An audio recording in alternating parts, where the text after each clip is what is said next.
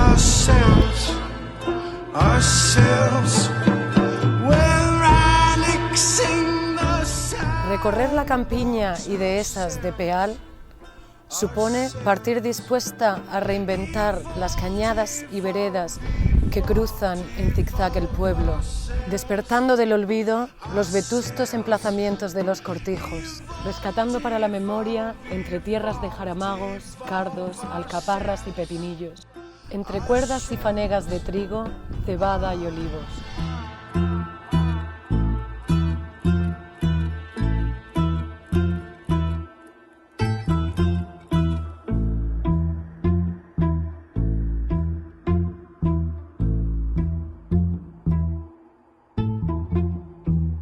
Tras la quietud del tiempo detenido, dejo libre mi imaginación para revivir la vida de sus gentes.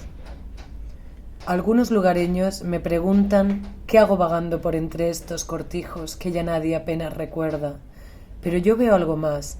Veo su historia, niños correteando, mujeres llenando sus cántaros en escaso caudal que dejaba el río Toya o el río de Peal, hoy encauzado a su paso por el pueblo. Pero a la sombra del abandono, a las ruinas aún, crece sabrosa hierba para el pastoreo del ganado. Quien se acerca a estos cortijos no podrá ver solo ruinas, porque enseguida empezará a compartir recuerdos y anécdotas de otros tiempos. Tiempos rescatados de la memoria hablada de quienes vivieron aquí, proyectando el difícil vivir de otros tiempos. Entre cerros encuentro cortijos con puertas de clavazón entreabiertas y vanos enrejados. Muchos de ellos guardan estancias desvencijadas, ausentes de mobiliario. Si acaso una mesa raída por el tiempo y alguna silla de anea por los suelos junto a un ventanal dan fe del tiempo detenido que nunca más volverá, como si la magia y el misterio del tiempo detenido solo estuvieran presentes al hollar los umbrales de los cortijos.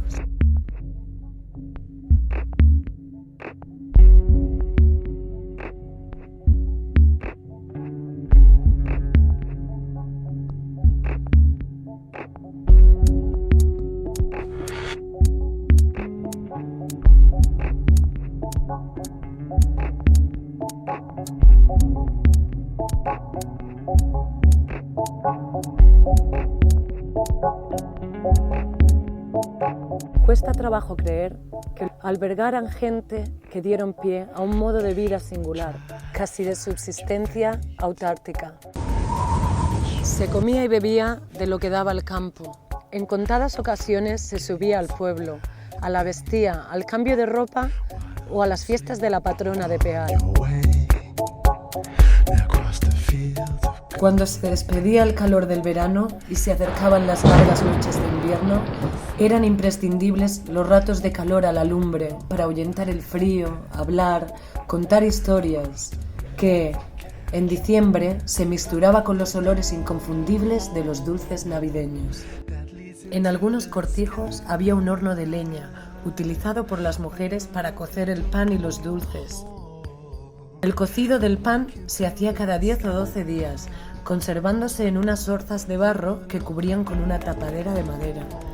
La levadura se iba pasando de vecina en vecina, que utilizaba una parte para hacer su masa y añadía algo a la levadura común, para que la siguiente siempre tuviese levadura fresca. Cuando ya se había cocido el pan y el horno aún estaba caliente, se metían pimientos a cocer, cuando no se secaban, al sol junto a los tomates. Aquellos que vivieron la posguerra civil aún recuerdan el hambre y cómo para matarla se recurría al pan de centeno y lo que cayera.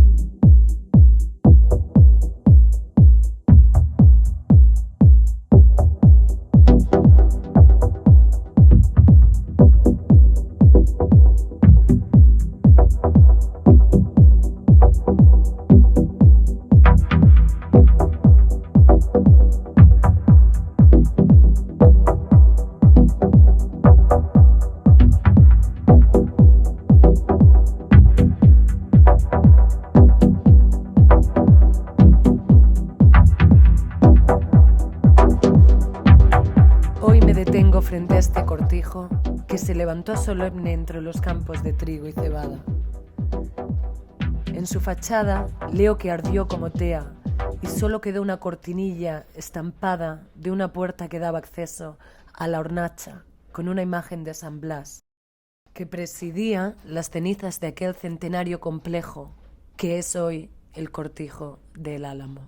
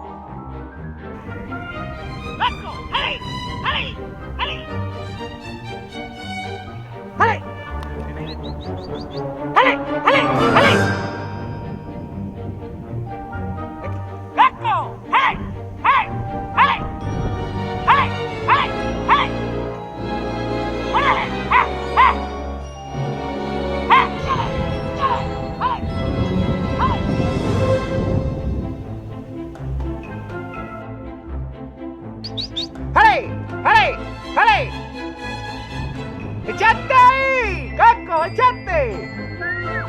¡Buen perrillo!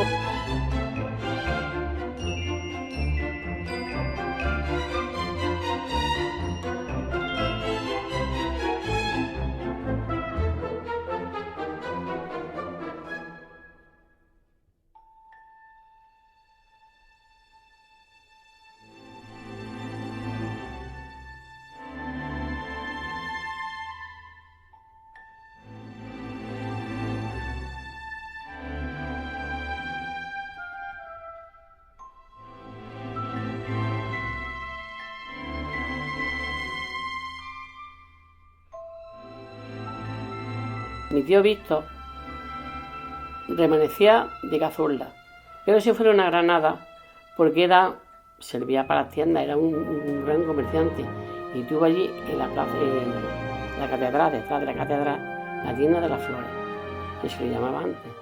Entonces estuvo muchísimos años, tuvo mucha suerte, servía para eso y entonces pues hizo dinero y compró aquí en Portolla, estaba aquí su hermano Antonio, pues compró el Cortijo El Rollo, o el Álamo, como se quiera decir. Entonces pues están diciendo que era un cortijo pequeño, pero después ya pues lo agrandaron, lo hicieron más grande. El cortijo era de don Víctor y se lo dejó a su sobrina. ¿A quién se lo iba a dejar? Luego se murió el padre y se lo dejó pues a su hija y Emilio, que estaba casado con ella. El cortijo ardió y luego pues don Víctor, yo no sé qué, pues, que le dieron e hizo ese que hay. Había un santo, San Blas, que le decían, en el cortijo, que la parte donde estaba San Blas no se quemó.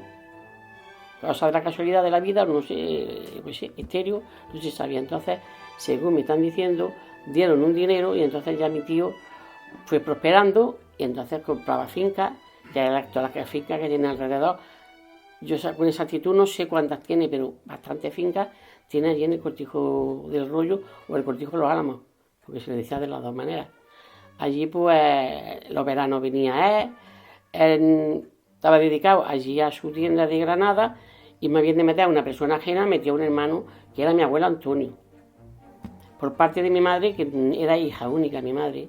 Yo reconozco que estaba de niña muy pequeña, con unos 3 o 4 añillos, con una cazadora puesta al hombre allí, con los trabajadores en la era, con unos trillando, otros alentando. Se murió y se quedó de heredera la abuela Amparo, que era mi abuela, por parte de mi madre. Y claro, y no tuvieron más hijos. Y ya después de morir la abuela Rosario, Amparo, hereda mi madre, Clara, toda la fortuna del abuelo del tío Víctor, bueno, de su padre, pero era de su tío, todo nos remanece del tío Víctor. Todo lo que tenemos en Tuya y todo eso remanece de esto, del tío, de la herencia, que es un gran patrimonio que dejó aquí en esto a la abuela, a mi madre. A todos los trabajadores de Tuya, todos tenían las tierras y de aquí de Pear también, y nos ha dado de comer mucho y todo eso el cortijo. Nos ha dado de comer mucho a todos los labradores. Ese cortijo ha dado vida a muchísimas personas, porque antes se trillaba, antes se alentaba, y no es como ahora que está todo en maquinaria, pero antes no. Antes tenían que empezar el mes de agosto, se tiraban 2 meses. Donde cuanto antes había mucha pobreza, había mucha gente aquí que venían, incluso dormían, comían aquí. Me acuerdo que contaba mi madre de que hacía gachamigas, migas para todos los segadores que estaban trabajando, donde se ponían una gran sartén y todos comían ahí, en la misma sartén. Un paso para adelante, otro para atrás. El cortijo ese ha dado vida a muchos de Toya, a Domingo de Toya, al padre, a los hijos, a los plateros, que le decían antes a una familia que había aquí, que yo sí queda todavía a una persona, que le decían los plateros. Y entonces unos han prosperado muchísimo, otros no, pero eso es la vida, cada uno ha ido de su caballo ensayo. Ahora el que está allí es ya tercera o cuarta. Tuvo el abuelo, me acuerdo yo que estuvo el abuelo, que se llamaba Antonio. Antonio hijo, Antonio nieto hasta ahora, y Antonio el bisnieto, que cuando viene también le ayuda al padre. El padre se empezó a trabajar ahí y luego un hermano mío, más mayor que yo, que por mala suerte ya se ha muerto, y estuvimos allí, pues yo, con un chiquitillo. Esto vino mi abuelo aquí en los años 55-56. Este cortijo lo alquiló mi abuelo a Clara Torres Amador. Y luego se quedó mi padre y mi tío. Mi abuelo vino de Villacarrillo. Antonio para estar López.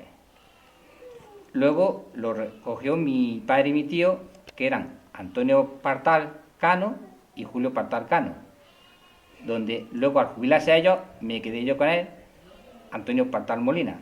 El cortijo tiene dos plantas, una la planta baja que la ocupaban los labradores y la planta alta que vivían los dueños del cortijo. Y esta casa, que vivo yo hoy en Antonio Machado 17, la compró por 13.000 euros, 13.000 duros de hace pues un montón de años.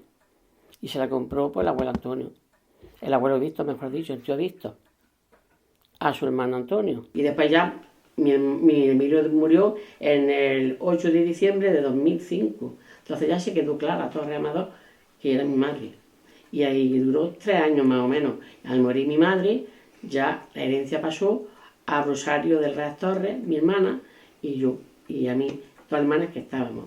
Ahora, al morir mi hermana, que él murió también a los 8 meses de mi madre, en noviembre de 2009, el 24 de noviembre de 2009. Pues ya esa herencia ha pasado a mis dos sobrinos, Víctor Manrique, Gemma Manrique y yo, y para mí. En la parte de arriba se compone de un granero grande, donde se encerraba el grano, la cebada y el trigo. Todo se subía a sacos, a cuestas. Y la gente venía de trabajar de Quesada sobre todo y de Toya. Aquí en la parte de abajo vivían mis padres y mi tío. Mi padre, que estamos dos hermanos, y mi tío, que tenía 3 hijos. Y todos estábamos aquí, en el cortijo. Hasta que mi tío se subió a pear, ya con los regales a los críos a la escuela, y ya se fue a vivir allí, compró casa allí. Y mi padre está viviendo aquí hasta hará unos 10 o 15 años, hasta viviendo aquí. Los cortijos disponían de espacios fundamentales, como eran el granero, las cuadras y los tinados, que junto al resto de dependencias se articulaban a un patio de labor o de maniobras, al que se llega por un único acceso, la portada, que garantiza el control de lo producido y la seguridad. Así pues, el edificio se hace introvertido y el patio se convierte en plaza, un lugar de tránsito y relación de los vecinos, como este cortijo, al que llaman el Álamo.